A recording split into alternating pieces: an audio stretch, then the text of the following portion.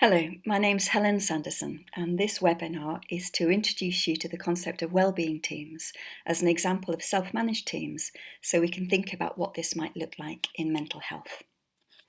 Now, self-managing teams in home care, which is what wellbeing teams are, have been inspired by the work of Buurtzorg. And this is the founder of Buurtzorg, Jos de Blok. And there's lots of interest in Buurtzorg for three reasons. The first is the satisfaction of people who use the service is incredibly high.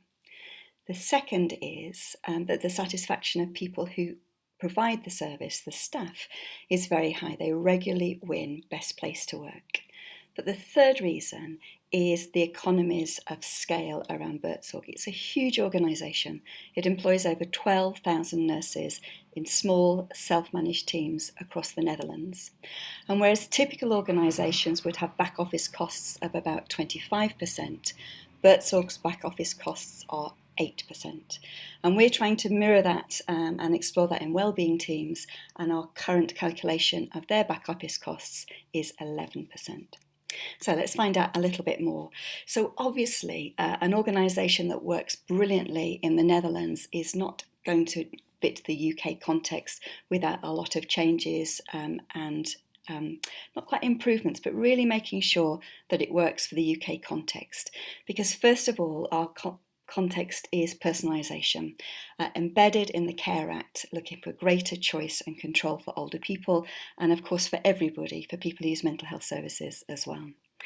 The Care Act also introduces the wellbeing principle and requires that we focus on aspirations and outcomes. And again, one of the ways that people have greater choice and control in their lives is through personal budgets, and one way to deliver those is through individual service funds. So these were the questions that myself and my colleagues wanting to explore. How can we enable people to have choice and control over their service and their lives and improve health and well-being? Can we create effective self-managed teams in the UK? Can we focus on outcomes and not hours and move away from a task and time approach to services? And can we make this work both for people who are funded by the state through individual service funds and personal budgets, and for people who fund their own care? So I want to share with you what's different about how we organise support and what's different about people's experience of support. Now, this is currently happening for older people in the UK, and in a few minutes we'll look at what the implications of this are around people who use mental health services. So the first thing is it's organised in self-managed teams, so small teams of no more than 12 people who don't have a manager. Of course, we have to meet CQC's requirements of a registered manager, but we'll talk about how that happens later. And the teams manage themselves by having different roles and sharing accountability and roles across them.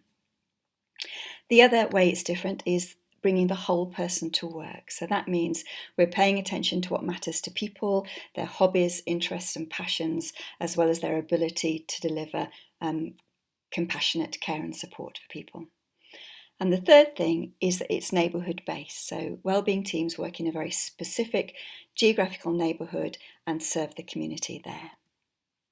So what's different about how the support is delivered? Well, first of all, it's rooted in co-production. We start with the person's priorities and their outcomes.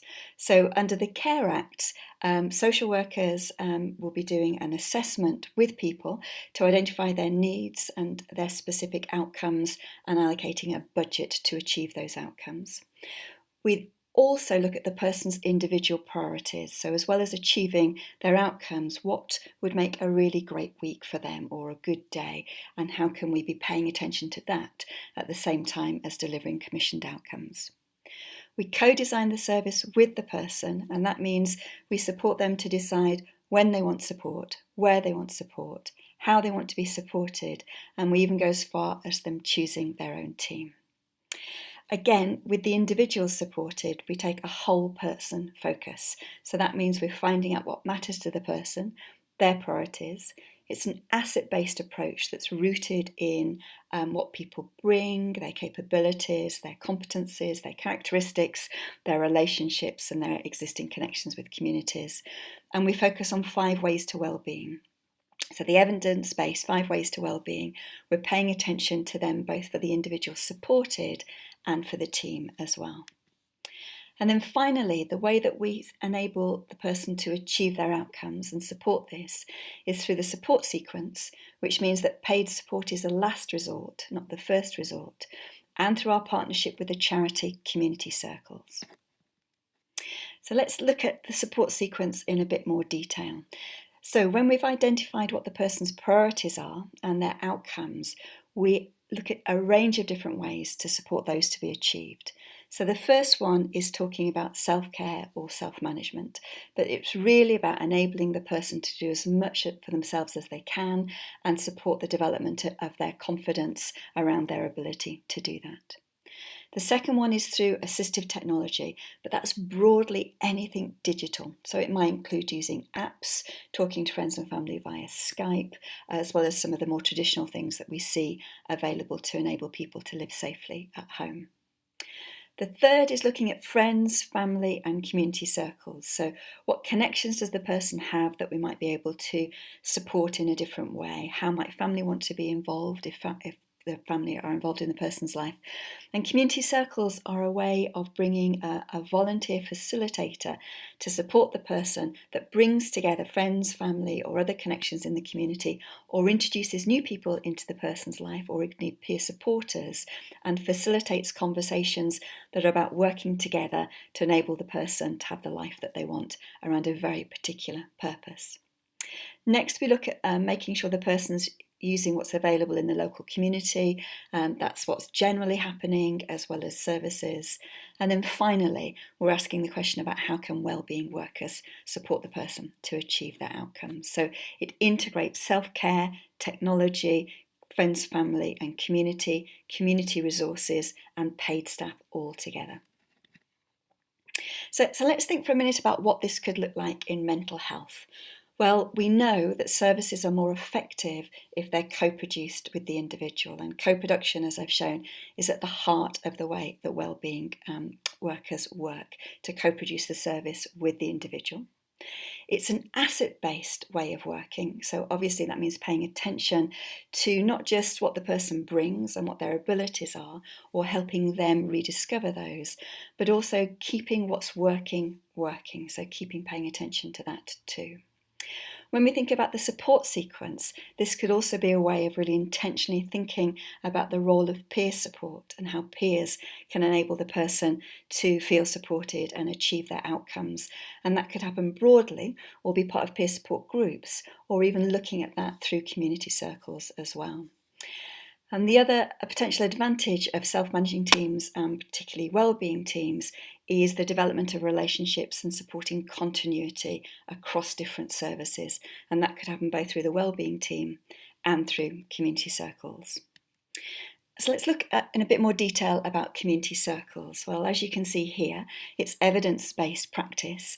They've been shown to promote social inclusion and improve well-being for all members, and that they produce major social, psychological and practical outcomes for both the individual and the family when they're involved as well.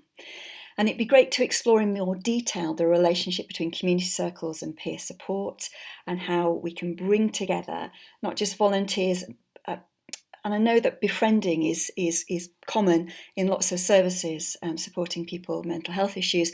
This gives another way of involving volunteers, another way of bringing community members together, so we're all promoting inclusive, welcoming communities, and could possibly also give people the opportunity for them to facilitate or support the facilitation of other circles as well.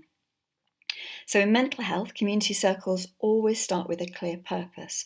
And what's likely is that existing services or paid for services like wellbeing teams cannot achieve everything that could make the difference in somebody's life.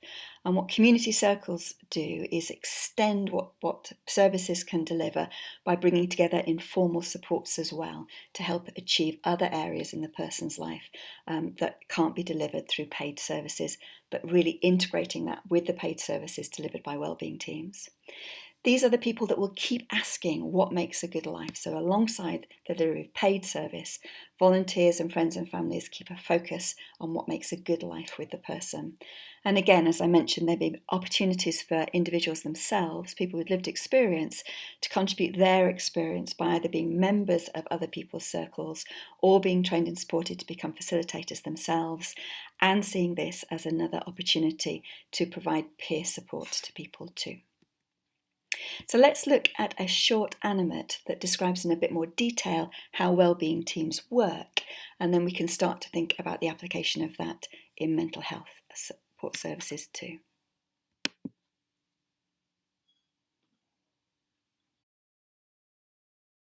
Wellbeing teams are a new way to deliver home care. They are small, self-managed neighbourhood teams inspired by Buurtzorg. And they can work both with self-funders or people funded with a personal budget, for example, through an ISF. Let's look at what this would mean for Norma. So at the very first meeting, Claire, the Link Wellbeing worker, meets Norma to really find out what matters to her. The relationships that matter to her, the places that matter to her, the small things that matter to her as well. They also look at Norma's outcomes and priorities, and this involves looking at what's working and not working for Norma and establishing her priorities. Then they explore different ideas for designing her service together. We use something called a support sequence. That means we start off by thinking about self-care, then where can assistive technology help, what the role of family, friends or community could be, and this is where we introduce community circles, and then the role of the wellbeing workers. This gets put into a weekly plan.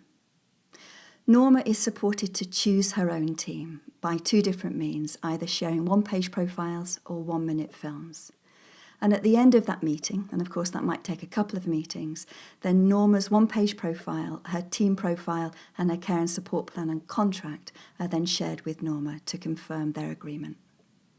Norma's service will then start, and what's really different here is Claire does not hand over the service to someone else. Claire then works with the team directly and is part of Norma's team too. At the 6-week review, we check up on the actions and also look at what's working and not working from Norma's perspective and the team's perspective as well, and update the information we have. We also ask another question here: if I could, I would, to see what else Norma might be interested in doing in relation to feeling like she has a meaningful life and meaningful days. And of course, it's unlikely that it'd be possible to achieve that just through existing services. So this is where we really introduce community circles, and the community circle connector is there to explore with Norma what a circle could mean for her and to start to put that together. So community circle involves friends and family and community members around a clear purpose that the person identifies, facilitated by a volunteer facilitator. So then the community circle will start, and 6 months later there's a more formal person-centred review, where again we check actions, update what's working and not working, and this brings together both the team supporting Norma, the wellbeing team members, and the community circle as well. Information from the 6-month review also informs Working Together for Change, which is a co-produced process where Norma's information goes to inform the direction of the team and the service overall. Now, this would look exactly the same if we're providing the service to Joan with an individual service fund.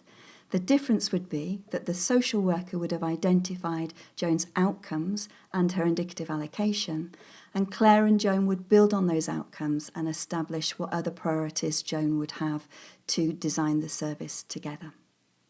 So wellbeing teams have different conversations with people about what really matters to them. They're rooted in co-production, so people design their service together and even choose their team, as well as having a way of contributing to the direction of the service and the team through Working Together for Change. The other difference is the use of the support sequence, which is thinking about self-care first, assistive technology, the roles of friends, family and community, as well as thinking about the outcomes for each wellbeing worker's visit. So wellbeing teams deliver a flexible, person-centred service that's focused on outcomes, not hours.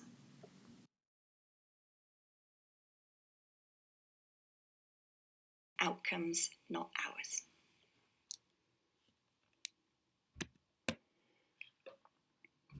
One of the things that's critical to wellbeing teams being able to deliver that kind of service is finding the right people and supporting their well-being and development, because the mental health of the people supporting individuals is incredibly important, obviously, both in their ability to support people well and their ability to stay well. So part of what we're trying to do through wellbeing teams is create resilient people and communities so that we can all support each other differently. So one of the things that we've been focusing on is how we have a value-based recruitment process that makes it really clear to people from the outset that this is a different kind of role, and connecting people with values and purpose in the work as well.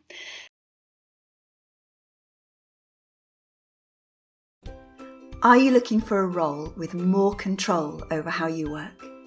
Perhaps you'd like a job with security where you can grow and develop your skills and experience. Or do you want a job where you know you're making a difference? We're looking for wellbeing workers to help people live well in their own home. Whether you've worked in care before or are new to this type of work, if you're passionate about people and share our values, we could have the opportunity for you. Our values are compassion, responsibility, curiosity, creativity, and working in ways where everyone can flourish. The service is new and innovative, and we need amazing people to join our team to bring it to life. We'll provide full training and personal development opportunities to help you grow. This video explains a little bit more about what we do. We talk about what a wellbeing worker's role looks like and how wellbeing teams work differently. And if this sounds interesting, we'd love for you to give us a call for a chat to find out more. How do we achieve true well-being? Is it about being safe and well? Perhaps it's about doing more of what matters to you, or staying connected to important people in your life. We think it's about bringing all three together. That's where well-being happens, and that's why we created wellbeing teams. So what does a wellbeing worker do? As a wellbeing worker, you'll support people to achieve all three of these elements. You'll be expected to get to know people really well, and together with them, you'll design their care and support. Then you'll work as part of a team, chosen by the person to deliver that plan.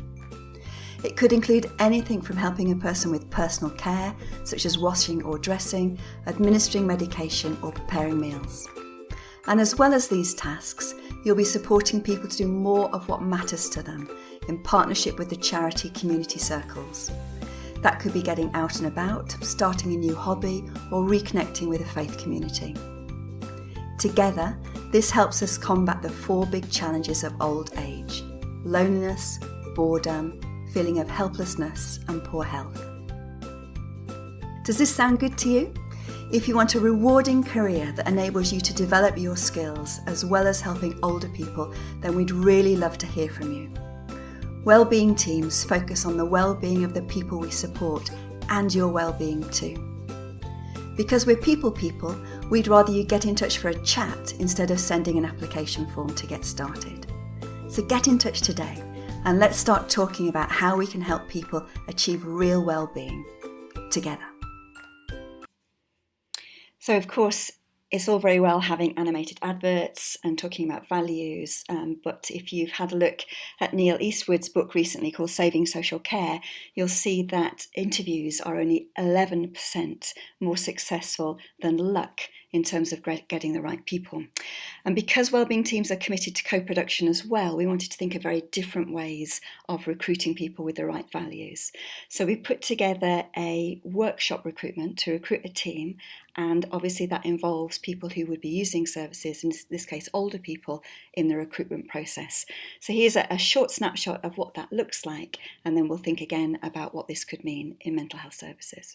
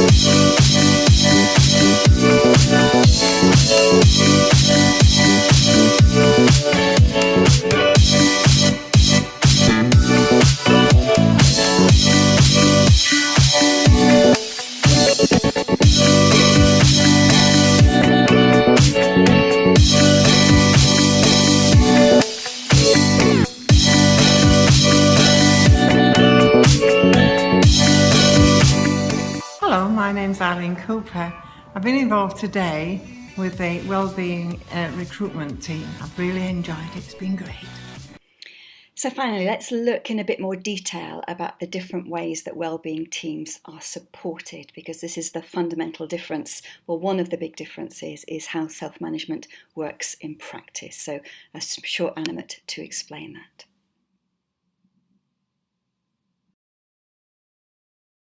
Wellbeing teams offer a fresh approach to home care that's different in two ways: how people are supported and how the team works together. The well-being in wellbeing teams stands for both people supported and for team members. You cannot do one without the other. There are 8 ways that self-managing wellbeing teams are structured and supported. The first is the handbook and person-centred team plan. These are the 2 important documents that describe the way that the team works. Team members have a copy of the Wellbeing Workers Handbook, and each team co-creates their own person-centred team plan. Together, they form the basis of the induction. For each new team member, this is a completely different way of working, and the handbook is a way to explain what this means, so people can keep coming back to it until it becomes second nature. Whilst the handbook is standard, every person-centred team plan is different, as it's created by the team as their personal way of working together, and it starts through the induction.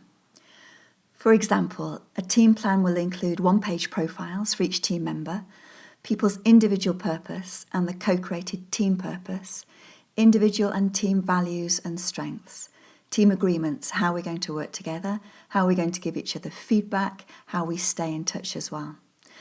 The person-centred team plan is kept updated and live in 2 ways: through the development sessions in team meetings and through the person-centred team review every 6 months. The second way is roles. As the team manages itself, there are specific roles that managers would have done that the team does themselves.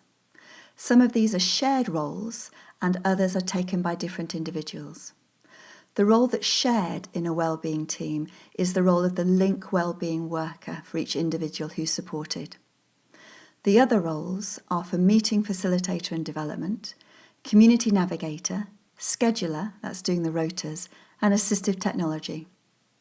The decision about who does which role is made during induction based on strengths and interests. People take roles for about 6 to 12 months, and the person who's taken the role then becomes the coach for the next person who takes the role on. The third way is coaches, and there are 2 kinds of coaches in wellbeing teams. There are short-term coaches for the specific roles and an overall team coach. For each of the roles we mentioned, there's a coach who has expertise in that area. For example, the community navigator role is coached by the community circle connector. This coach's role is to support the new team member for 2 to 3 months until they're competent and confident in that role. The overall team coach is the registered manager who supports the team through induction and ensures that each person is competent in their role as a link wellbeing worker and passes the care certificate. Then her role is to be available to support the team to problem solve. Team coaches are not decision makers, but they can facilitate problem solving and offer advice if asked, but the decision always stays with the team. The fourth way is buddies. Unlike the short-term role of coaches, each team member has a buddy within the team, another team member. The purpose of having a buddy is to both support and challenge each other and to provide feedback. People choose their own buddies, and together they work out how to stay connected and how often. The fifth way is various ways to stay connected. For example, the team uses the top-rated app Slack to stay in touch. Each team has its own channel for team communication, and there are also channels for people who fulfill the same roles across different teams. For example, there's a channel called Community, where the community circle connectors and the community navigators across a range of teams connect to share tips or ask questions. The sixth way is through team meetings, and the team meeting process combines positive and productive meetings and elements of the holacracy tactical meetings. So this includes a review of actions and metrics to look at team performance, updates on any changes for each person supported by the relevant linked wellbeing worker. And then the two main areas of the team meeting are raising and addressing tensions, problems or issues, and a development session. The development sessions are to continue to develop as individuals, to deepen the team's understanding of each other, and keep developing and improving how we work together. At the end of each session, the team meeting facilitator will check whether the team has learned or changed anything that means that the person-centred team plan needs to be updated. The seventh way is through scenarios. Each fortnight, there's an hour's session via video conferencing to look at scenarios. Scenarios are real situations that have happened, and the team reviews the situation and what they could learn from this. This could be how to improve an outcome or other ways to solve a problem, or practicing moving from outcomes using the support sequence. Team members present their situation and the coach works with the group to facilitate, support and challenge. This is how the team keeps developing its practice, using real-world situations so they can practice thinking creatively and solving problems in new ways, as well as getting feedback. And finally, the eighth way is through the person-centred team review. Every 6 months, the team coach facilitates a person-centred team review. This means looking at what's working and not working from different team members' perspectives, in relation to living the team's purpose, the team's agreements, roles and processes. This leads to the team agreeing their own outcomes and actions for the next 6 months and updating the team plan to reflect this. The design of the structure and support for wellbeing teams is inspired by Buurtzorg and draws heavily on our existing work on person-centred teams, Daniel Pink's work on motivation, and Keegan and Leahy's deliberately developmental organisations. These 8 ways are how we put the well-being for staff in wellbeing teams. And finally, we're starting to explore what wellbeing teams can contribute in a variety of different settings, and also thinking about specifically what contributions they might be able to make and what value they can add in mental health services. So one possibility that we're exploring in 2 or 3 places now is wellbeing teams being embedded in a GP practice. And in one practice, the criteria for who gets supported by a wellbeing team is whoever lives in the patch that the practice supports, i.e. whoever's registered as a patient. So automatically they will also be supporting people who have mental health issues. We're looking at the contribution of teams in preventing admission to hospital, supporting people with early discharge, and generally building resilient communities. And we've got some more ideas about what that could look like that we're hoping to test out with people shortly. So I hope this has been a useful introduction to how wellbeing teams work, how they support people differently and how the team's supported, and just starting to explore some of how this could work with people who use mental health services and to build resilient communities where wellbeing matters to all of us. Thank you.